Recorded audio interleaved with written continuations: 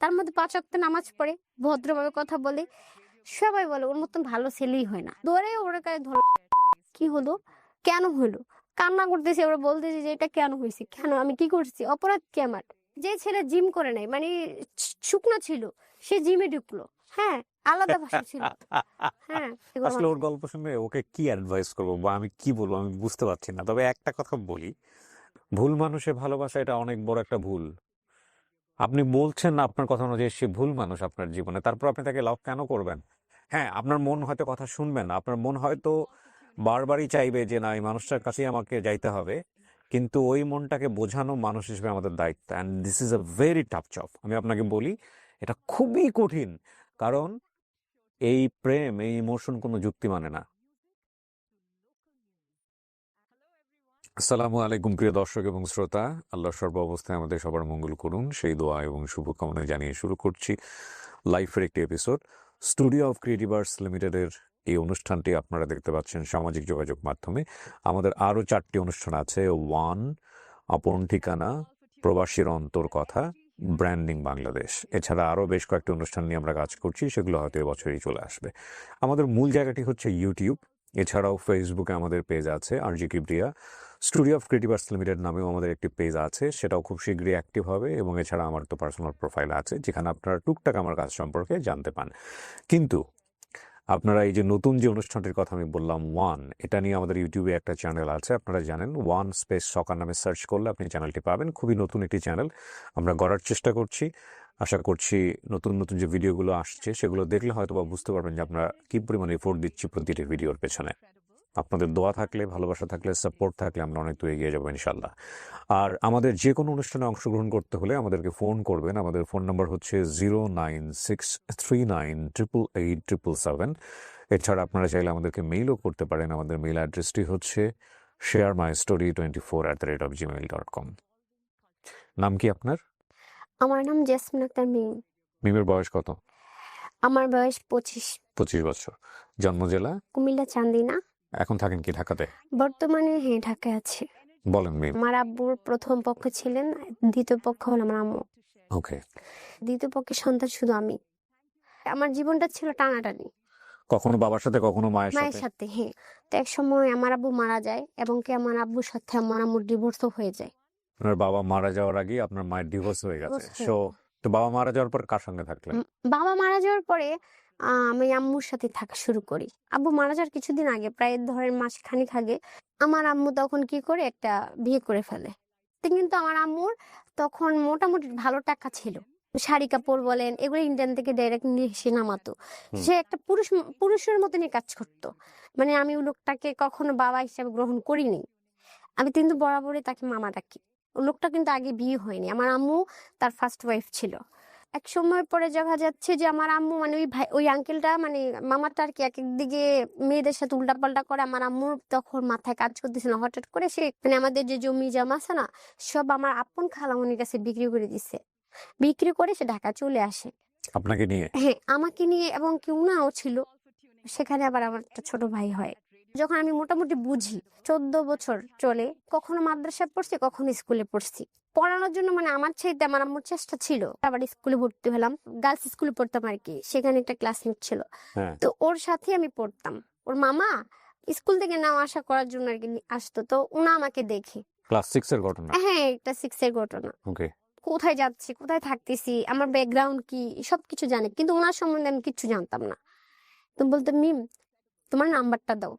পরে আমার আম্মুর নাম্বার দেই, দেওয়ার পরে আমি ওর নাম্বারটা নিই। ওনা ফোন দিলে বলতো তোমার ভয়েসে না, আমার তোমার ভয়েস শুনে মনে হচ্ছে তুমি অনেক সুন্দর গান জানো, একটা গান বলো মিম, এরকম বলতাম। পরে আমি গান করতাম, মানে গান গাইতাম। গাইতে গাইতে এক সময় মানে কথা বলতে বলতে প্রায় 3-4 মাস হয়ে যায়। আম্মুর ফোনে হ্যাঁ। কথা? আম্মু বুঝতো না? না, আম্মু জানতো না। বলতে বলতে এরকম ধরেন প্রায় 1 বছরের কাছাকাছি, ধরেন একটু কম হবে, কখনো টাচ ফোন ইউজ করিনি, এই ছেলে আমাকে দিছে। ক্লাস 6 এ থাকা অবস্থায়? হ্যাঁ, 6 এ। আপনার মা জিজ্ঞেস 1 করেনি ফোন বছরের মধ্যে। ফোন কোথায় পাইলি? হ্যাঁ, জিজ্ঞাসা করেছে। আপনি কি আনসার দিয়েছেন?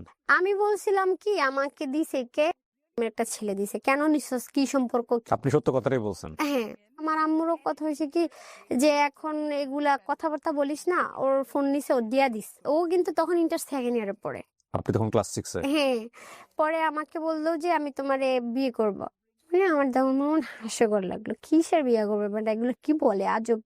অবহেলা করা শুরু করলো, মানে ভাল লাগে না, আর কথা বলবো না এরকম। পরে না আমার বাসার সামনে সে এসে দাঁড়ায় থাকতো, তখন আমি দেখা যাচ্ছে উল্টা পাল্টা অনেক কথাই বলতাম, বলার পরে ও কান্না করতো। পরে এক সময় আমার আম্মুর কানে গেছে, আমার আম্মু কথা হইলো কি, তুই কথা বললি কেন, আর যদি না হয় তোর ফোন নিলে কেন। হুম তা আমি বলছিলাম ফোন ব্যাক দিয়ে দিব। পরে আমার আম্মু বুঝাইছে, পরে আমি রাজি হয়ে গেছি। আমার আম্মুর কথা হয়েছে কি, আমি আর একটু বড় হই, হুম বিয়ে হয়ে যাক, এঙ্গেজ করে ফেলবো না, যদি তোমার ফ্যামিলি রাজি হয় তাইলে আমরা দিব, সমস্যা নেই। মানে আপনার মা কথা বলছে? হ্যাঁ, আমার মার সাথে কথা হয়েছে ফোনে। ভাই কিছুদিন পরে জানতে পারি কি জানেন, তার নিকাতন বাড়ি আছে। ছেলে আমাকে কিন্তু এগুলো বলেনি, ও বলছে কি জানেন, ও ভাড়া থাকে। তাহলে ও আমার সাথে এই বিষয়টা মিথ্যা বলছে, কি মানে করা যায়? বড় লোকের কাছে আপনার আমি করব না, আমার আম্মু বাদ আমি করব না। গুলশান নিকেতনে বাড়ি এই ছিল? Gulshan Niketan. Also very interesting. হ্যাঁ, পরে সেলফ রেসপেক্ট, মানে আত্মোপলব্ধি। আমার স্ট্যাটাস এটা, সো আমি বড় লোকের একটা মেয়ে ছেলেকে যদি বিয়ে করি আমাদের সাথে ম্যাচ হবে কিনা, এটা হচ্ছে বিষয়। তো আমার আম্মুর কথা হচ্ছে, এখানে তোর পড়াশোনা শেষ হয়ে যেতেছে, স্কুল তো যাওয়া সম্ভব না। আমার আম্মু তাড়াতাড়ি করে বললো কি, এক কাম করি, তুমি এক কাজ করো, ওর মামার বাসায় পাঠাই, ওর মামার বাসার থেকে যত টাকা খরচ লাগে, আমার যদি সামর্থ্য না থাকে, বিয়ের যত খরচ আছে আমি ওখান থেকে গ্রহণ করবো, সব দিব, ওখানে ভালো পরিবেশ, আমার মামার সবকিছু আছে, ওখান থেকে বিয়ে দিব। আচ্ছা, ঠিক আছে। আমিও চলে গেলাম, মামার মেয়ে আছে, ও মাজার রোডে থাকে, ওখানে আমি গেলাম। ওখানে আমার মামা বলছে আমাকে স্কুলে ভর্তি করাই দিবে, দেওয়ার পরে আমি ওখানে পড়াশোনা করব। ওই ছেলের সাথে কথা বলছে আমার মামারা, বলছে হ্যাঁ অপেক্ষা করো, দিব। আমি তো ওকে পছন্দই করি না, বিরক্ত ফিল। ও ফোন দিলে আমি সব সিমটিম অফ করে ফেললাম। আমাকে ফোন দিয়েছে বললাম না, আমি ফোনটা কিন্তু ব্যাক দিতে চাইছি, বুঝছেন, ও নেয়নি। আর না নিলে তো আমি এটা ফেলে দিতে পারি না, তখন এই ক্ষেত্রে আমার কাছে ছিল। কারণ ওই তখন আমি তার সাথে কথা বলতাম। আমার মামার মেয়ের বাসায় যে আমি যেখানে যে উঠছি আর কি, যেখানে মানে থাকে পড়াশোনা করব, হ্যাঁ। পরে আমার ব্যাটারির তো সমস্যা হয়, ব্যাটারি চেঞ্জ করতে যাই, মানে এগুলো নিয়ে ওই দোকানে ওই ছেলেটা কাজ শিখতো, ঠিক আছে। পরে কি আপনার বাসার পাশে কোনো দোকান? মামার বাসার থেকে ধরো এই যে সামনে নিচে এরকম ওকে, সো ওই দোকানে যেতেন, ওই দোকানে একটা ছেলে কাজ করতো, কাজ শিখতো, হ্যাঁ কাজ শিখতো। কাজ শিখতো, হ্যাঁ। ওকে, তো ব্যাটারি চেঞ্জ করতে যে, তখন আমি বলি যে ভাই আমার ফেসবুক আইডি খুলে দেখ, সেক্ষেত্রে তো অবশ্যই নাম্বার দিতে হবে। নাম্বার দিয়ে ওরা ফেসবুক ঠিক মানে সবকিছু ওরা ঠিক করে দেয়, দিয়ে আমি বাসায় আসি। ওরাই খুলে দেয় হ্যাঁ, ফেসবুক? ফেসবুক সব খুলে দেয়। আমার ব্যাটারির সমস্যা ছিল, ব্যাটারিটাও চেঞ্জ করে দিছে। আমি বাসায় আসা না মানে আসতে না আসতেই ফোন চলে আসছে। আমি বললাম কে, হ্যালো কে, আপনি কে, কয় মানে ওনা আমার সাথে একটু আননোন পার্সন, মানে চিনি না এরকম একটা ভাব নিয়ে ভনিতা কথা বলে করতেছে? না, হ্যাঁ মজা নিচ্ছে। আমি বললাম আপনি কি পাগল ছাগল, আপনি কেন ফোন দিচ্ছেন, মানে আমার কথার সাইজ তেমন একটা সুন্দর ছিল না, গুছায় কথা বলতে পারতাম না। পরে উল্টা পাল্টা বলতেছি, আপনি যা বলেন বকা দিল ভালো লাগে।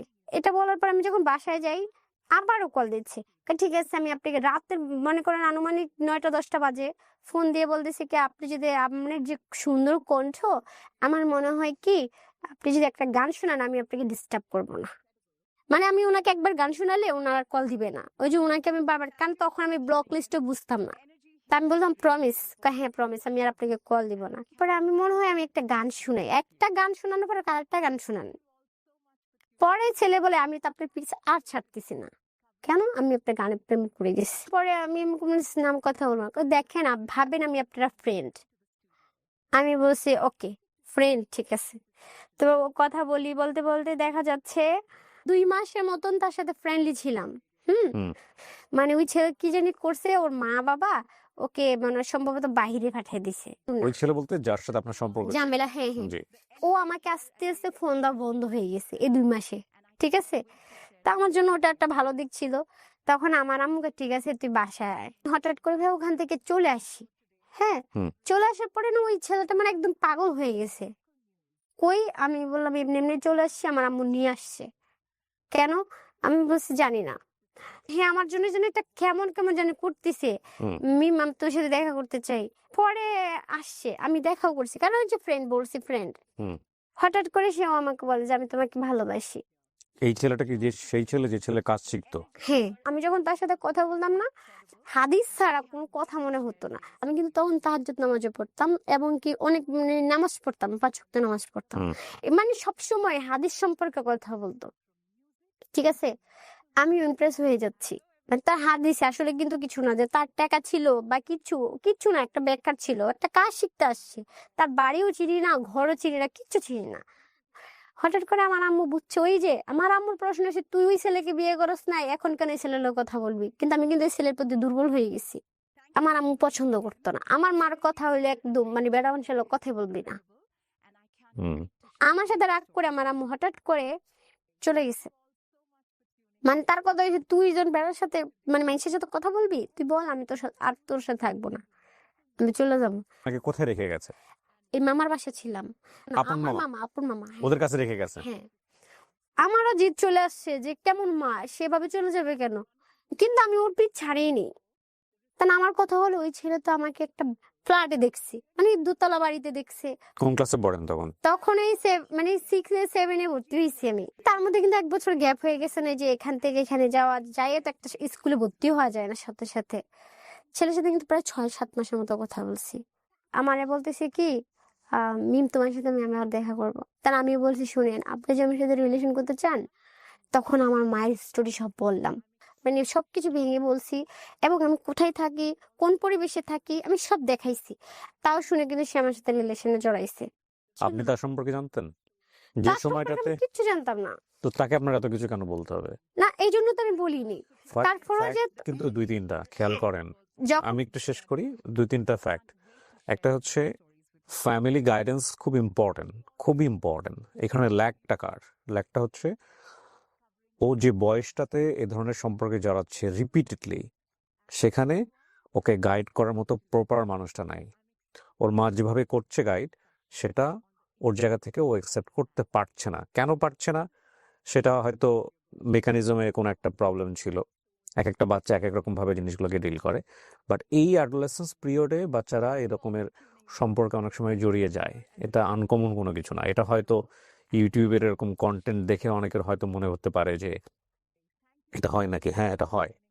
এই বয়সটা খুবই উঠতি বয়স, এবং ওই যে গ্রামের লোকজন একটা কথা বলতো যে কাকপক্ষী যাকেই দেখি তাকেই ভাল লাগে।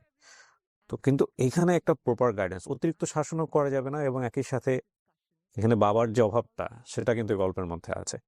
গল্পটা কোথায় দাঁড়াবে আমি জানি না, একটু শুনতে থাকি। মাঝখানে আমি সরে দিতেও চাইছিলাম, কারণ আমার আম্মুটা পছন্দ করতেছে না। হুম। সে আমাকে বলতো কি, তুমি যদি আমার জীবন থেকে সরে যাও, আমি মরে যাবো, এটা করবো সেটা করবো। এরপর আমি এমনও মিথ্যা বলছি, আমার আম্মু না আমাকে বিয়ে দিচ্ছে, হুম। তুমি আমার ভুলে যাও। এরপর বলতেছে কি, আম, যে তোমার বিয়ে করবে আমি তাকে এটা করবো সেটা করবো, তোমার মেরে ফেলবো, মানে এই টাইপের কথা বলতেছে। হের এগুলো দেখে দেখে না, সে তো আমার প্রতি খুব দুর্বল, আমিও তার প্রতি দুর্বল। পরে আমি তার সাথে কথা বলতেছি, বাবার বাসায় থাকতেছি, থাকতে থাকতে তখন তার সাথে সে কিন্তু মাঝে মাঝে ওই আমাদের যে এলাকা আছে না, হুম। মানে আশেপাশে আসতো, আসলে দেখা করে চলে যেত, মানে তার সাথে মানে দূরে কোথাও আমি যাইনি।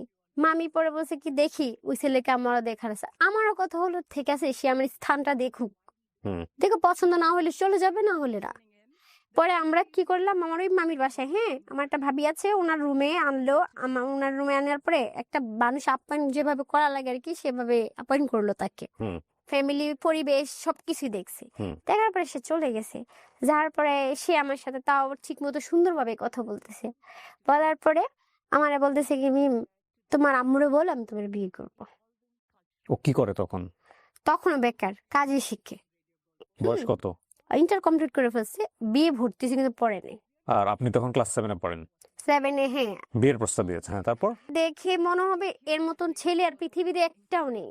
হ্যাঁ, আমার মামা মামি যে দেখছে সবাই পছন্দ করে ফেলছে, হ্যাঁ, ভদ্রতা দেখে। তো আমার আম্মুরা এসে বলছে, না, ছেলেটা অনেক ভালো হবে, আপা রাজি হয়ে যান। আমার আম্মুরও কান বলতো, ঠিক আছে দেখি। আমার আম্মুর মোট কথা হয়েছে যে আমাকে বিয়ে দিতে পারলেই বাঁচে। আমার আম্মু দেখলো, দেখার পরে আমার আম্মু বলছে, বুঝলাম তুমি আমার মেয়ের ভালোবাসে বিয়ে করবা, ঠিক আছে বিয়ে দিব, কিন্তু তোমার আম্মু কোথায়, তোমার বাবা মাকে নিয়ে এসো। ওই বিষয়টা আসলে বলে কি, আন্টি আমার বাবা মাকে আমি রাজি করাবো। আয়া করছে, আপনি একবার বিয়ে করাই দেন, বিয়ে করে ফেললে তো মাইনা না মাইনা কই যাবো। আমার আম্মা কইছে যে না, আমি এভাবে বিয়ে করাবো না, গার্জেন ছাড়া কোনো বিয়ে হইব না। তাই আমার আম্মা কইছে যে তুমি তো বিয়ে করবা, বিয়ের খরচ তো না হইলো মিনিমাম 5-10 হাজার টাকা আছে, তুমি কই পাইবা, তুমি তো কাজও করো না। কাছে আমি 5,000 টাকা ম্যানেজ করে দিব। আমার আম্মু কি করছে, 5,000 টাকা নিয়ে গেছে ওর থেকে। আমার আম্মার বিয়ে পড়ায় নাই, ওর ফ্যামিলির কথা বলছে। বলছে তাহলে ফোনে কথা বলাও, সেটাও পারবে না। তা আম্মু কাছে, তাহলে ঠিক আছে যাও। আমার আম্মু টাকাও দেয় না, ওটা দেন। আমার আম্মু কাছে, হে ফোন দিলে ফোন ধরবি না, হে খারাপ ভাববে, আস্তে আস্তে শেষ হয়ে যাবে, শেষ। দুজন দুজনের সাথে যোগাযোগ ঠিকই আছে। আমাকে হঠাৎ করে একদিন বলতেছে জন্ম নিবন্ধন লাগবে। আমার বয়স কত? আসলে জন্ম নিবন্ধন বয়স আমার মাত্র তখন 14 বছর চলে। আমার জন্ম নিবন্ধন নিল প্রায় ধরেন না হলে মানে 18-19 বছর তখনই দিয়ে রাখছে, মানে অনেক ডাবল বয়স বাড়ানো। পরে মানে কাগজের সব বাড়াইলো, বাড়ানোর পর আমাকে ফোন দিল, তুমি আইসো অমুক দিন। তখন হালকা হালকা বৃষ্টি পড়তেছে, আমি গেছি। আমাকে একটা কাজু পিস ঢুকালে বলতেছে কি কেটা চিনো? আমাকে না, কেটা কাজু পিস? আমি কি এখানে কি করবেন? বিয়ে করবো। আমাকে না, এভাবে কিভাবে বিয়ে হয়? তুমি যদি এখন না করো তাহলে হেরা ভাববে আমি তোকে জোর করে আনছি, তাহলে আমাকে পুলিশে দিয়ে ফেলবে। ভাই এই কথাটা ও সত্যি বলছে। বলার পরে আমি তো তার প্রতি এমনি দুর্বল, এর মধ্যে ওর পুলিশের কথা বলছে, আমার ভিতরে ভয় ঢুকছে। আর আমি তো চাই না তাকে ধরে নিয়ে যাক। পরে আমিও কি করলাম, রাজি হলাম। হওয়ার পরে ওখানে এসে দেনমোহর মানে কাবিন টাবিন করলো। ওই হুজুরও কিন্তু আমাকে দেখে প্রথম বলছে, বাচ্চা একটা মেয়ে, এটা কিভাবে? সমস্যা নেই, করেন। মানে ও এমন একটা ছেলে ছিল, যেখানে যাইতো না ও ফ্রেন্ডলি হয়ে যেত। সবাই জানে যে ওর মতন ছেলে হয় না।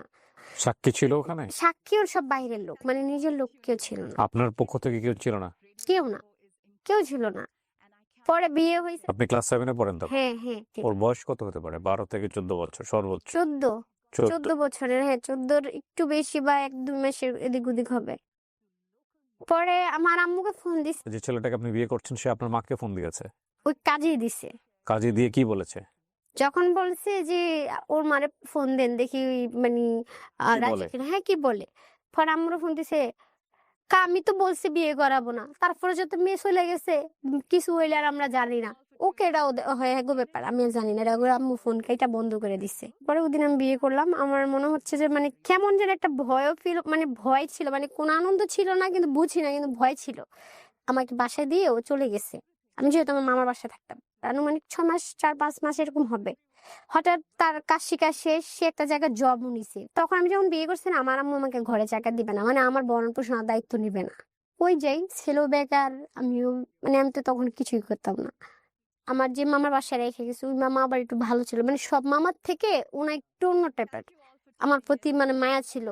ওনার বাসায় থাকতাম, ওনার বাসায় খাওয়া দাওয়া সবকিছু করতাম। ও কিন্তু আমাকে কোনো হেল্প করতে পারতো না, মানে টাকা পয়সা বা এরকম আছে কোনো কিছু করতে পারতো না, আমিও চাইতাম না তার থেকে। পরে আম্মু কম বেশ টাকা ওই দিয়ে হেল্প করতো। এভাবে চলার পরে আমি আমার আলাদা একটা রুম নিলাম। রুম নেওয়ার পরে রুমের মধ্যে যা যা লাগে আম্মু লুকাই লুকাই সব কিনে, যেমন মা বা ওই বেটা বলতে কে? আপনার মামা? মামা, হ্যাঁ মানে আপনার মার হাজবেন্ড? হ্যাঁ। মানে আপনারা একসঙ্গে থাকা শুরু করলেন? এক সপ্তাহ না না, একসাথে থাকা শুরু করে না, ওই যে বিয়ে করে ফেলছে, আলাদা একটা জানাজানি হয়ে গেছে না, প্রথমে তো হয়ে গেছে। তখন আমার সবকিছুই আলাদা করতে হয়েছে। আমার মামার বাসায় রুম নিয়েছি। মামার মামার বাসা বাসায় মানে কি আপন মামার বাসা? হ্যাঁ আপন মামার বাসা। ওইখানে আলাদা একটা রুম নিয়েছেন? হ্যাঁ। ওখানে কি ওই ছেলেটা আসতো, আপনার হাজবেন্ড না, আসতো? তখন আসতো না। তখন আমি আবার স্কুলে ভর্তি হয়ে গেছি, আমার আম্মু ভর্তি করাই দিল, ওখানে পড়তে শুরু করলাম। হঠাৎ করে সে তার কাজ চলে গেছে, সেখানে থাকবে। একটা মজার জিনিস আমি বলি, মানে এটা আমার লাইফ এক্সপিরিয়েন্স থেকে। আল্লাহ পৃথিবীতে মাদেরকে বানাইছে একরকম ভাবে, বাবাদেরকে বানাইছে একরকম ভাবে। এটা আপনারা হয়তো নিজ পরিবার থেকে অনেকখানি মূল্যায়ন করতে পারবেন। মাদের টলারেন্স লেভেল অনেক বেশি। সন্তানের সন্তানের অনেক রকমের ভুল তারা সামহাও এটার সাথে কোপ আপ করে যায়, এবং এই যে কোপ আপ করে যায় এটাও এক ধরনের বড় রকমের ভুল যদি সেই সংসারে বাবা না থাকে। কারণ বাবা একটা সীমানা আছে, সে সীমানার বাইরে গেলে বাবা কিন্তু ভয়ঙ্কর রকম ভাবে রিজিড হয়ে যায়। মা সেটা হয় না। মার অন্তর আল্লাহ অনেক বেশি মায়া দিয়েছে। কিন্তু এই যে মেনে নেওয়াটাই মায়ের এই ফ্লেক্সিবিলিটি বাবা ছাড়া পরিবারে এটা কখনো কখনো ভয়ঙ্কর রকমভাবে ভুল হয়ে যায়। ভুলটা হয় তার সন্তানের জীবনের জন্যে, এবং সন্তানের জীবনে যেহেতু খারাপ সময় আসবে এই মেনে নেওয়ার কারণে, একই সাথে ওই মাও কিন্তু সন্তানের কারণে rest of the life suffer করে। সুতরাং বাবা এবং মা দুজনই সন্তানের জন্য গুরুত্বপূর্ণ। কি অসম্ভব রকমভাবে ব্যালেন্স প্রকৃতির মধ্যে। আপনি যদি এই জিনিসগুলোকে অ্যাভয়েড করা শুরু করেন, লাইক বাবা ছাড়া পরিবার, মা ছাড়া পরিবার, হ্যাঁ সেপারেশন হয়ে যায়, ডিভোর্স হয়ে যায়, কিন্তু দুজনকেই দুই জায়গাটা থেকে সাপোর্টটা দিতে হবে। যখন ওই ব্যালেন্সিং ব্যাপারটা আর থাকে না, তখন সন্তান কিন্তু অনেক কিছু অন্যায্য দাবি হয় যার সাথে থাকে তার কাছ থেকে আদায় করে, বাবার কাছ থেকে আদায় করে, মায়ের কাছ থেকে আদায় করে। এবং ডেফিনেটলি সন্তানের ভালোর জন্যে এই অন্যায্য দাবিগুলো মেনে নেওয়া কখনোই উচিত না, কখনোই উচিত না। এরকম একটা ছেলে যার ওর কথা যদি সত্য হয়ে থাকে, ও ফিউচার জানে না, ও কোথায় কার সাথে কি করেছে, এবং তারপরেও ওর মা ওকে আলাদা একটা শেল্টার দিয়ে আলাদা একটা জায়গা দিয়ে রেখেছে, মায়ের জায়গা থেকে এটা হয়তো স্বাভাবিক, কিন্তু বাবা হলো কি সেটা করতো? বাবা হলে ডেফিনেটলি সেটা করতো না, এবং বাবা হলে যেহেতু করতো না, এটা সন্তানের মাথাতে ওই মেসেজটা থাকতো যে আমার বাবা তো এটা মেনে নেবে না, সুতরাং সন্তান এটা করতে গিয়ে 100 বার চিন্তা করতো। সো দেখেন এটার পরে কি দাঁড়াইছে। জি, তারপরে তারপরে যখন আমি সবকিছু রুম টুম নিলাম, নেওয়ার পর ওখানে থাকা শুরু করলাম। তারপরে আমার এই মামাতো বোনরা সবাই মানে বুঝা যা ওর হয়েছে, ফুফু বাদ দেন, যা হয়েছে মানে আমার আম্মুরে বুঝাচ্ছিল। হুম আর আমার অভিযোগটা হলো, আমার আম্মুর কাছে বরাবর আমি এটা মানে হেরে বলতাম, মানে আমার কিছু বলতে আসলে বলতাম যে তুমি যদি আজকে দ্বিতীয় বিয়েটা না করতাম, আমাদের জীবনটা এলোমেলো হতো না, ওই যে আমাদের বাড়ির জমি যেমন বিক্রি করতাম না, আজকে আমরা ঢাকা শহরও আসতাম না, এত কিছু আমি চিনতাম না। এটা আরেকটা বড় সমস্যা, কিন্তু বাবা মায়ের ফল্টি কোনো পজিশন যদি সন্তানের চোখে পড়ে, সন্তান তখন এটা সুযোগ নেয়। সন্তানের তো একটা ম্যাচুরিটি বয়স চলে আসে ক্লাস 6-7 পরে। আমি জাস্ট একটা এক্সাম্পল দিচ্ছি, সে যদি বুঝে যে আমার বাবার সারাউন্ডিং থেকে বাবার একটা ফল্ট পজিশন আছে, মায়ের সারাউন্ডিং থেকে মায়ের একটা ফল্ট পজিশন আছে, তাহলে সে তার স্বার্থ বা তার ইন্টারেস্ট আদায় করার জন্য ওই ফল্টি পজিশনটাকে বারবার পোক করতে থাকে। এবং প্যারেন্টিং আসলে খুব টাফ একটা জব। ফল্টি পজিশন নিয়ে সন্তান সামনে ফেস করাটা খুব ডিফিকাল্ট আসলে। হ্যাঁ, এবং সন্তানের সামনে পার্সোনালিটি স্ট্রিক রাখাটাও খুব ডিফিকাল্ট হয়ে যায় অনেক সময়। হ্যাঁ, সেকেন্ড বিয়েটা না করলে তুমি এটা হইতো না। তারপর 5-6 মাস পরে থেকে ছেলে আমার কাছে মানে আমার বাসায় আসা শুরু হয়ে যায়। হুম আমার তখন আরো রাগ, জামাই বিয়ে করছে তাহলে তো জামাই দায়িত্ব নিবে, আমার তো আর কিছু দেওয়ার দরকার নেই। হুম ওর সে তো বেকার, সে দিবে কোত্থেকে? হুম আমার আম্মু যখন এই ছেলেটার কাছ থেকে দেখলো নামাজ টামাজ পড়তেছে না, আমার মারও মায়া লেগে গেছে, কারণ বেকার, ঠিক আছে, তার মধ্যে 5 ওয়াক্ত নামাজ পড়ে, ভদ্রভাবে কথা বলে। আমাদের এলাকা যেখানে আমরা থাকতাম না, সবাই বলে ওর মতন ভালো ছেলেই হয় না। হয়তো এখন কাজ শিখছে, আহ এখনো মানে কিছু করতে পারে নাই।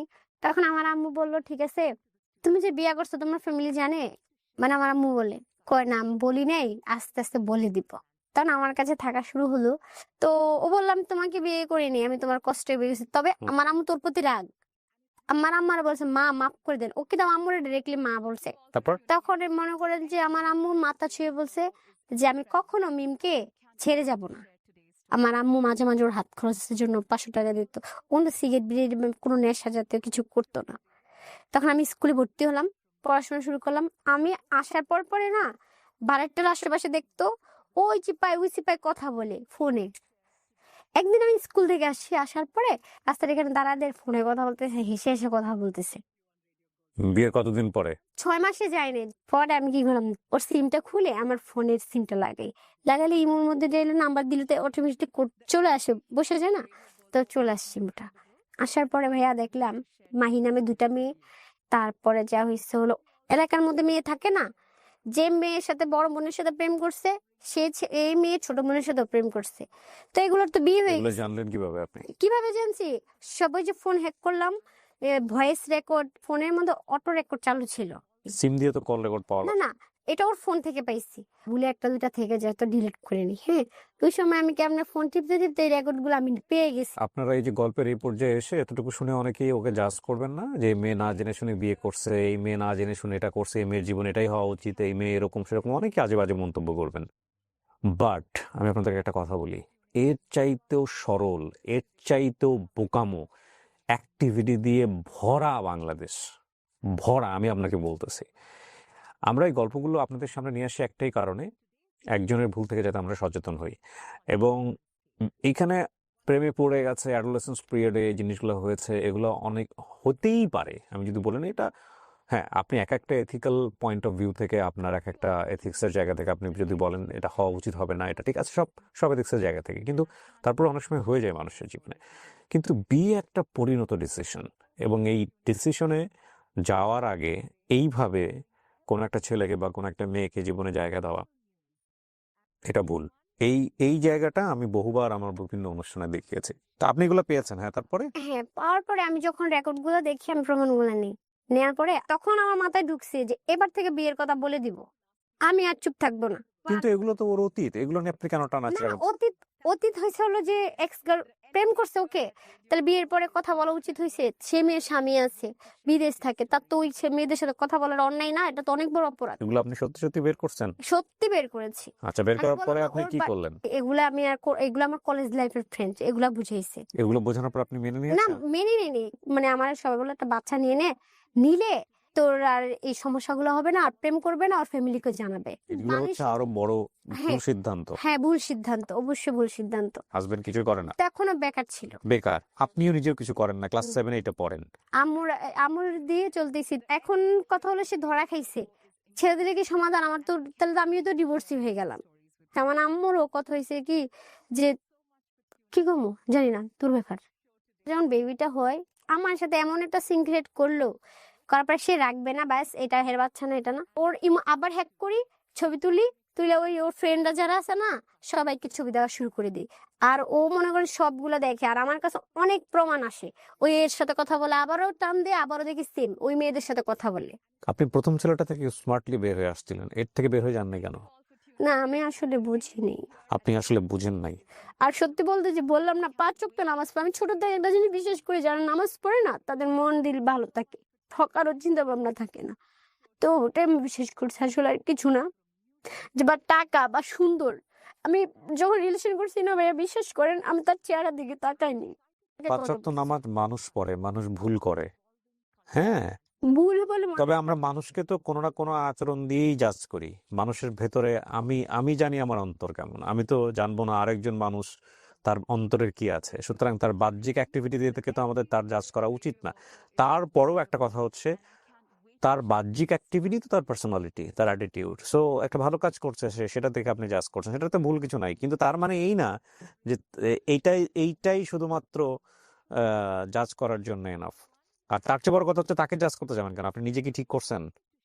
আপনি একটা ছেলের বাড়ি ঘর কোথায় জানেন না, সেই ছেলে একটা বেকার, ভুল, এটা আমি স্বীকার আপনি করি। গিয়া তাকে বিয়ে করে ফেললেন। একটা বেকার ছেলেকে আর এখানে দেখেন ওনার বয়সটাও কিন্তু খুব ইম্পর্টেন্ট। আমি বড় বলছি, 14 বছর বয়সে জাজমেন্টে যাওয়াটা খুব মুশকিল। তবে এই ভুলগুলো আমাদের সমাজে অহরহ করে মেয়েরা, ছেলেরাও করে।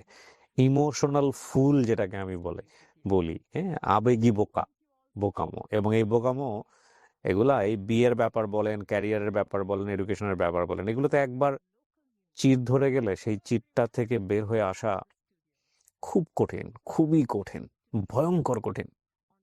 ওই মেয়েগুলোকে আপনার পারিবারিক বিষয় জানায় আপনার লাভটা কি হবে? না, ওদেরকে আমি পারিবারিক বিষয় জানাতে চাচ্ছি না, আমি ওর আপনি বিষয়ে জানাচ্ছেন জানাতে তো চাচ্ছি। যে আপনি তা কাবিনের ছবি পাঠাচ্ছেন না? হ্যাঁ, তো এই কাবিনের ছবি পাঠালে ওই কারণ ও তান মেরে সে যে সম্পর্কগুলা করতেছে, হুম এরা তার জানে না যে সে মেরে, সে আমাকে ছাড়বে না, কিন্তু আবার ওদের সাথে কথা বলতেছি ধরা খেলে ফ্রেন্ড।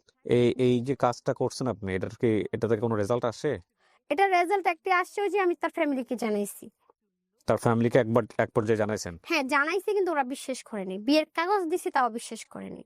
এই যে ও কাজটা করেছে, যে ছোট বয়সে বিভিন্ন মেয়েদের কাছ থেকে তথ্য কালেক্ট করে মেয়েদের নাম্বারগুলো নিয়ে তাদেরকে হোয়াটসঅ্যাপে বিয়ের কাবিন নাম্বার ছবিটা পাঠানো, এইটা প্রথম কথা হচ্ছে যে এটা ওর একটা মানে ইম্যাচিউর মেন্টালিটির আসলে বহিঃপ্রকাশ। ঠিক আছে, হাজবেন্ড যদি এই ধরনের সম্পর্কে জড়িয়ে যায়, একটা প্রমাণ পেলেই enough to cut this kind of relationship. জি, আপনার ফ্যামিলিকে জানালেন, তারপর? যখন ওর ফ্যামিলিকে জানায়, এর তো আইসে বাসার মধ্যে মায়ের টের দিয়ে মোবাইল ভেঙে ফেলছে। মানুষকে বুঝেছি কি জানেন, আরেকবারের সাথে কথা বলছে, আমি ধরছি, ফোন ভেঙে ফেলছি।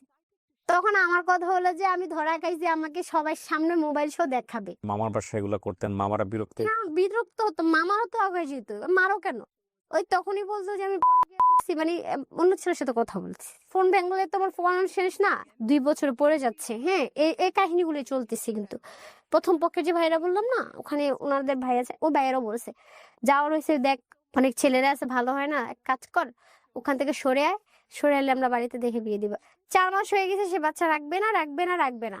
আমি বলছি যে বাচ্চা না রাখলে আমি আসবো না, আমি কুমিল্লা চলে গেছি যাতে ও বাচ্চাটা নষ্ট না করতে পারে। আমাকে বলে কি ঠিক আছে আমরা বাচ্চা রাখবো, তুমি ঢাকা আসো। আমাকে মিথ্যা কথা বলে নিয়ে আসে। আসার পরে সে এক পর্যায়ে বলে এই বাচ্চা তো আমার না, আমি রাখবো না, আমি পরিচয় দিব না, এটা দিব না, সেটা দিব না, তুমি যদি আমাকে পেতে চাও বাচ্চা নষ্ট করে ফেলো। এক কথা আমি ওর পায়ে ভিক্ষা চাইছি, বাচ্চাটা নষ্ট করে না, তুমি এক কাজ করো, শুধু পরিচয়টুকু দিও, তুমি ওরা দেখা লাগবো না, তুমি ওর পরিচয় দিতে পারো, তোমার বাড়ি তোমাকে নিতে হবে না। আমি এই টাইপের কথাগুলো বলছি। হ্যাঁ 4 মাস, প্রায় 4 মাস, মানে 10 দিন না কতদিন ছিল এরকম নষ্ট করে মারার পরে একটা হসপিটালও আমাকে বলছে যে ছেলে ভালো না, যে বাচ্চা নিজের সন্তানকে ফেলে দিতে তার চেয়ে থেকে জঘন্যতম ছেলে না, তুমি ছেলে থেকে সরে যাও। তো বেবিটা নষ্ট করলো, নষ্ট করার পর আমি খুব অসুস্থ ছিলাম। পরে হঠাৎ করে 20 দিন পর আমার গায়ে হাত তুলছে, তোলার পরে আমার মা এবার প্রচুর রাগ জানার পরে এই ছেলে এখান থেকে উইরাইতে পালায় চলে গেছে। এখান থেকে চলে গেছে, ফার্ম গেটে চলে গেছে। তখন ফার্ম গেটে কাজ নিছে, কিন্তু বেকার ছিল না তখন, তার মাঝে কিন্তু কাজ নিছে। একজনের দোকান ছিল, সে পাশে মোবাইল সার্ভিসিং এর দোকান দিচ্ছে, যেহেতু কাজ শিখছে ওই 200 টাকা ইনকাম করলে 100 টাকা ওরা দেয়, আর 100 টাকা এরকম করে কন্ট্রাক্টের কাজ করতো। ওখান থেকে পালায় যায় কি করলো, আমাকে ডাইরেক্টলি এই যে সুপ্রিম কোর্ট না কি বলে ওখান থেকে ডিভোর্স দিয়ে দিল। ধরে ওরা কাছে ধর কি হলো, কেন হলো, কান্না করতেছে, ওরা বলতেছে যে এটা কেন হয়েছে, কেন আমি কি করছি, অপরাধ কি আমার। কয় তোমার আমার ফ্যামিলি মেনে নিবে না। মাইনে নেবে না ভালো কথা, তুমি তো আমাকে এভাবে ডিভোর্স দেওয়ার কোনো মানে এটা তো কোনো কিছু দেখতেছি না, এটা ঠিক করো নেই। এমন জোরে ধাক্কাচ্ছে, মানে আমাকে চিনে না সে। শুনতে শুনতে শুনি সে দোকান নিচ্ছে, ঠিক আছে, যে দোকানে কাজ করতো ওই দোকানটা ছেড়ে দিচ্ছে, অ্যাডভান্স টাকা ও দিয়েছে, দিয়ে ওই দোকান রেখে দিছে। আসলে আমি কিন্তু কিছুই জানতাম না, আমার সাথে থাকতো কিন্তু আমাকে কিছু বলতো না। হ্যাঁ ডিভোর্স দিছে, আপনি আইনের স্টাফ নেন, দেখেন কি করেন। ওই এলাকার মানুষ বললো, বলার পরে কিভাবে জানি ওই দোকানদার শুনছে যে ওনার এই ওই লোকটার সাথে একটা গ্যাঞ্জাম চলতেছে, একটা মেয়ের সাথে এই কাজগুলো, মানে শুনছে যে আমার সাথে যেটা করছে। আপনি নতুন দোকান নিছেন, আমার দোকানে এগুলো ঝামেলা চলবে না, আপনি ঝামেলার সমাধান করে তারপর আপনার দোকান খুলবেন। এদিক দিয়ে দেন, আমি যদি এখন আমার কাবিন তো আছে 2 লাখ টাকার, এখন আমি যদি মামলা দেই তাহলে 2 লাখ টাকা আমাকে দিতে হচ্ছে। ওদিক দিয়ে সে মার্কেটে দোকান নিছে, ওখানে আরো 1 লাখ টাকা পাবে। হ্যাঁ দোকানও খুলতে দিচ্ছে না, তাহলে সে একটা ঝামেলা পড়ে গেল। হঠাৎ করে ভাইয়া বলতেছে কি আমাকে মেনে নিতে, আবার বিয়ে করাবে। তারপরে এর ফ্যামিলি হঠাৎ করে আমাকে মাইনা, পরে নতুন করে আবার বিয়ে হলো। ডিভোর্সের কয়েকদিন পরে 3 মাস কমপ্লিটলি হয়নি, তখন আমার হাজবেন্ড আমার সাথেই থাকতো। তারপরে হঠাৎ করে বলে কি আমার না এই এখান থেকে যাতায়াত, মহাখালী থেকে নাকি ফার্মগেট যাতায়াত করতে ওর কষ্ট হতো। হ্যাঁ কইছে আমি এখান থেকে যাতায়াত করতে পারবো না, আমি ওই জায়গায় থাকবো। মোবাইল সার্ভিসিং করতে মেয়েরা আসে, নাম্বার দিয়ে যায়, এই নাম্বারে ওরা ও চ্যাটিং প্রেম ভালোবাসা শুরু করে দেয়। আপনি তখন কোথায়? আমি তখন এই যে মহাখালীতে। আপনাকে রেখে সে ফার্ম গেটে থাকতো? হ্যাঁ ফার্মগেটে থাকতো। যে ছেলে জিম করে নাই, মানে শুকনা ছিল, সে জিমে ঢুকলো। হ্যাঁ আলাদা ভাষা ছিল। হ্যাঁ কিন্তু ভাই ওই যে কোনো অবহেলা ছিল না, ধরেন আমিও ঠিক ছিলাম, বাহিরের মেয়েরও ঠিক ছিল, আমি বুঝতে পারিনি যে সে পরে। আমি তো জানি মেয়েদের সাথে কথা বলাটা নেশা আছে। আসলে ওর গল্প শুনবে ওকে কি অ্যাডভাইস করবো বা আমি কি বলবো আমি বুঝতে পারছি না। তবে একটা কথা বলি, মানে জীবনে যদি কোনোদিন এরকম সিচুয়েশন দেখেন যে অপর পক্ষ থেকে কোনো এক তার জায়গা থেকে এরকম মনে হচ্ছে it's a kind of race, say always এরকম করে বেড়াচ্ছে আর আপনি তার পিছিয়ে পিছিয়ে বিভিন্নভাবে এটা কাটানোর চেষ্টা করতেছেন, এইটা সম্পূর্ণ ভুল স্টেপ, ভয়ঙ্কর রকম ভাবে ভুল স্টেপ। হ্যাঁ স্টেবল রিলেশনশিপে থেকে থাকেন, সেটা যদি বিবাহিত সম্পর্ক হয়, একবার তাকে আপনি বলতে পারেন যে তুমি এটা করছো, তুমি এটার জন্য সরি কিনা, তুমি এটা করছো, তুমি এটা বুঝে শুনে করছো কিনা, এটার জন্য তুমি অনুতপ্ত কিনা। যদি দেখেন যে না, মুখে বললেও অ্যাটিটিউড এরকম না, বা যদি দেখেন যে আলটিমেটলি সে এরকম না, সে এগুলোর মধ্যেই যাবে, দেন শেষ করে দেওয়াটা জরুরি। তারপর এভাবে তো চলতে যেতে প্রায় আমি একটা ইন্স্যুরেন্স কোম্পানিতে ট্রেনিং চলতেছিল নতুন অবস্থায়। হুম। তো যে আপনি কি করবেন, আমি কই দেখি। তখন আমি পড়াশোনা করছি, পাশাপাশি এটা করছি। তখন আমি পড়াশোনা করতে পারিনি বেশি, 8 9 পরীক্ষা দিয়ে আর আর পড়াশোনা শেষ, আর তোর পড়াশোনা ঢুকতেছে না মাথায়, বাদ। হুম। ওকে তখন ও খরচ দিত টুকটাক, মানে মন ছেড়ে দিত, না হইলে না। ওই মার কাছে যেমন আমি একাই ছিলাম, তখন তারা আমার মার খাওয়াইতে সমস্যা হতো না, আমি আমার মার কাছে এসে থাকছি, রুম ভাড়াও লাগেনি, হ্যাঁ সব ফ্রি। হঠাৎ করে আমি ফোন টিপতে আমি লক খুলে দেখি কি ও আছে না একটা মেয়ের সাথে চ্যাটিং এ অনেক কথা বলছে, বাট খারাপ কথা না, মানে রিলেশনের কথা, প্রেম ভালোবাসা এগুলাই। আমি তাকে বলছি এখনো এই নেশা, অসম্ভব, তাহলে আমি আর তোমার সাথে থাকবো না। যখন আমি দেখতেছি যে ও একাধিক সম্পর্কে জড়িয়ে গেছে না, তখন তো আমি ওর আশা ছেড়ে দিছিলাম, তখন আশ্বাস হারাই ফেলছি। হারিয়ে তখন আমি গানের মধ্যে ওই যে নিজের ফেসবুক পেজ খুলে না, খালি ভয়েসে গান করে আমি ছাড়ি।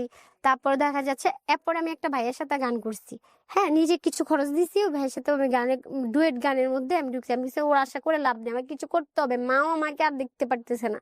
তখন ওই গানের কিছু শুট করছিলাম না, ছবি কিছু ফেসবুকে শেয়ার করছে, পরে ও দেখছে, দেখার পরে সে আবার লাইফে অ্যাক্টিভ করে আসছে, মানে এগুলো করা যাবে না। ওকে পাওয়ার পরে আমি বলছি এটাও আমি বাদ, শেষ। ঠিক আছে, ওই ছবিগুলো ওই 17 সালের মানে 18 সালের ঘটনার ছবিগুলো ওর ফোনে এখন পর্যন্ত রেখে দিছে। ওর স্ক্রিনশট গুলো দেখলাম, আমি বলছি এগুলো কি, আমি রাখবো না, আমি নিজে ডিভোর্স দিব, আমি তোমাদের কাবিনে টাকা নিবো না, সমস্যা নেই। তখন সে আমায় বলে না না আমি প্লিজ এমন করো না, আমি মরে যাবো, এটা সেটা। সে আমাকে অনেক দুর্বলতা দেখায় আমার প্রতি, পরে গেছে আর এরকম হবে না, আমি তোমাকে বাড়িতে পাঠিয়ে দিব।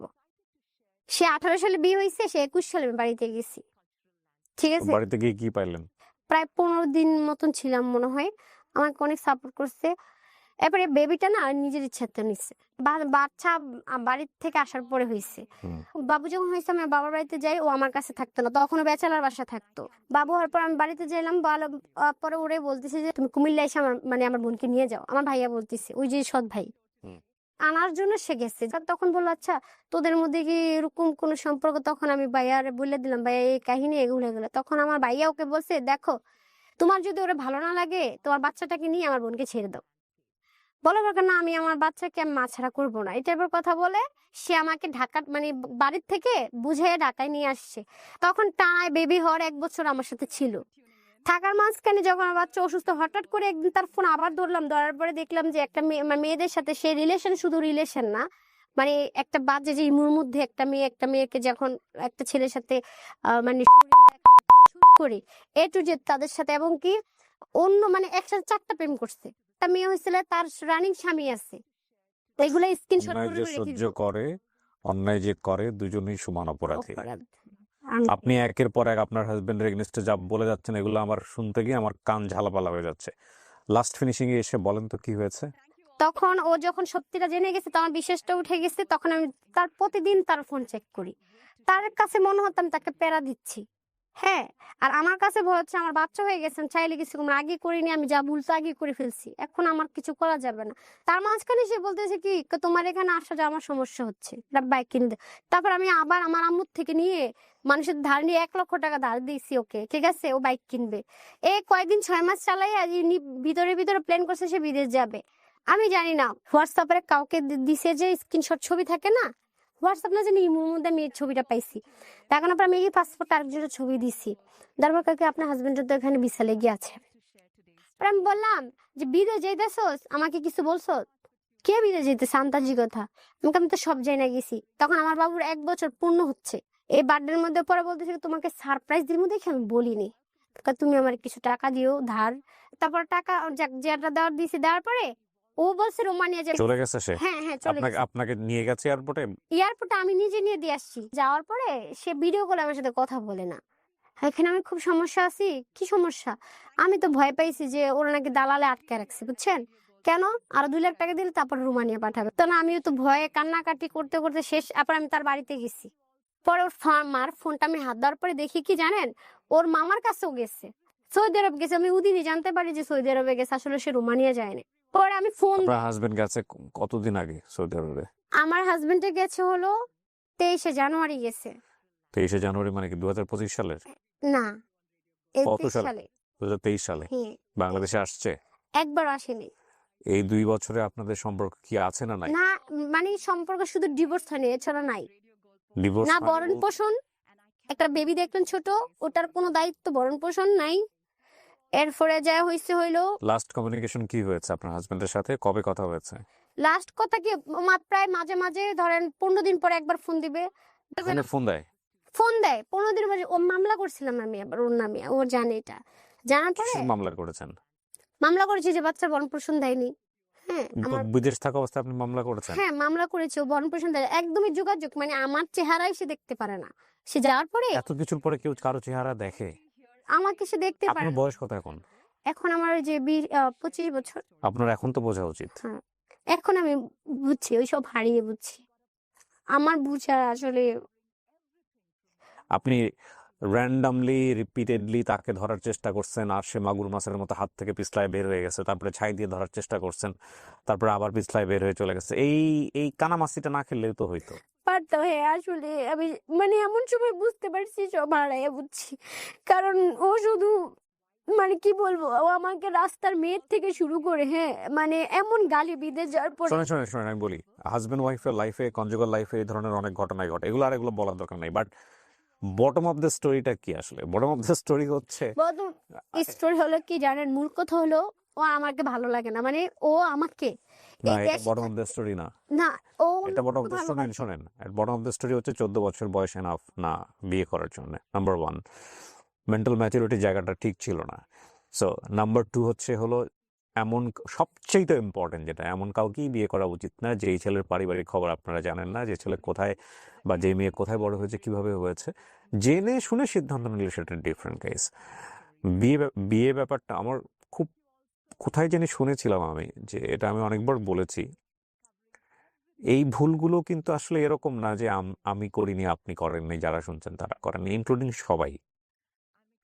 এটা হয়ে যায় আমাদের জীবনে, শুধু 14 বছর না, এটা আসলে আপনার অনেক সময় 40 বছরের গিয়েও এ ধরনের ইমোশনাল ভুল হয়ে যায়। ভুল হওয়াটাই স্বাভাবিক মানুষের জীবনে, কিন্তু আমরা চেষ্টা করতে পারি যে অ্যাটলিস্ট আমাদের এই ভুলগুলো থেকে যেন আল্লাহ আমাদেরকে বাঁচায়।